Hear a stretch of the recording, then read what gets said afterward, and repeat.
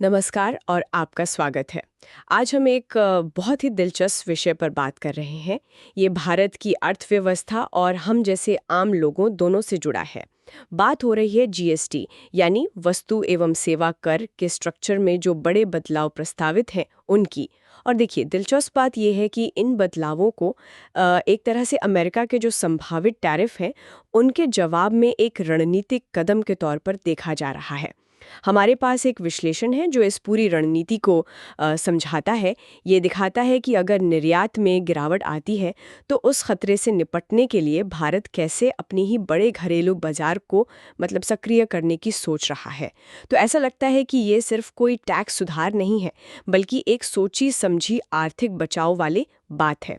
तो आज हमारी पड़ताल का मकसद साफ है। हमें ये समझना है कि ये जीएसटी सुधार क्यों लाए जा रहे हैं, इनके पीछे की सोच क्या है, इनका तरीका क्या होगा और सबसे ज़रूरी कि भारतीय अर्थव्यवस्था, उद्योगों और ख़ासकर हम जैसे उपभोक्ताओं पर इसका क्या असर पड़ने की उम्मीद है।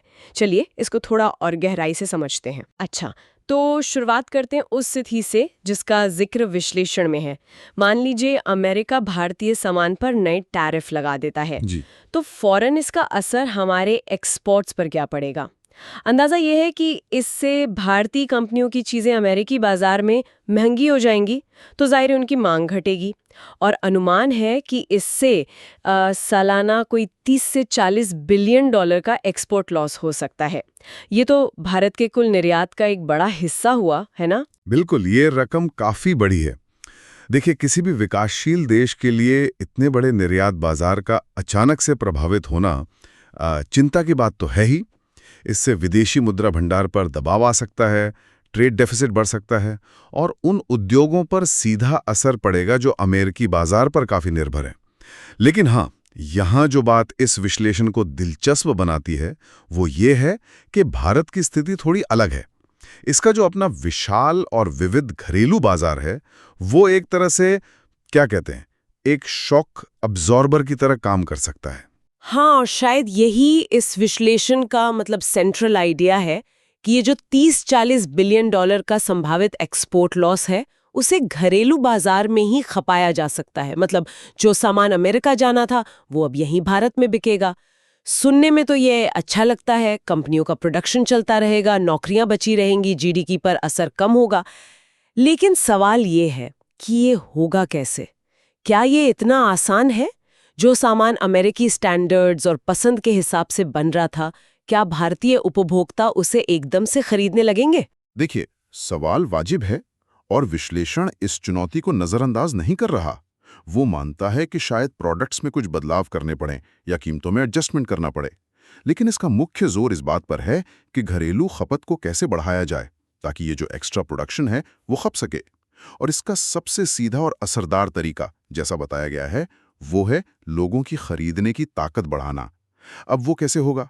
टैक्स कटौती के जरिए। अगर लोगों के हाथ में खर्च करने के लिए ज्यादा पैसा होगा तो मांग अपने आप बढ़ेगी। अच्छा, तो यहीं पर जीएसटी सुधारों का रोल आता है।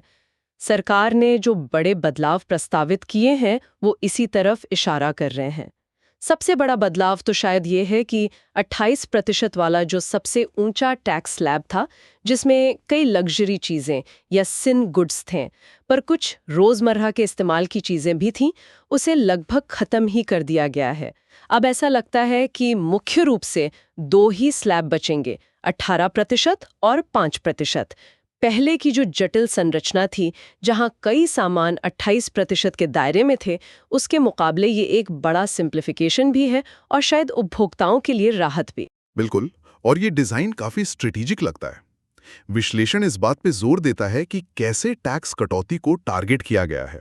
रोजमर्रा की जरूरत की चीजों पर टैक्स काफी कम किया गया है ताकि जो निम्न और मध्यम आय वर्ग के परिवार हैं उनको सीधी राहत मिले और उनके महीने के बजट में कुछ गुंजाइश बने।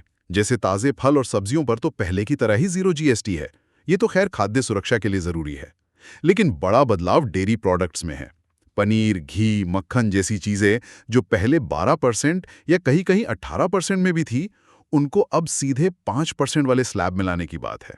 इसी तरह अनाज, मसाले, चाय, कॉफी, ऐसी कई बेसिक चीजें या तो 0% या 5% में है। इसका मतलब है कि किराना का बिल कम हो सकता है।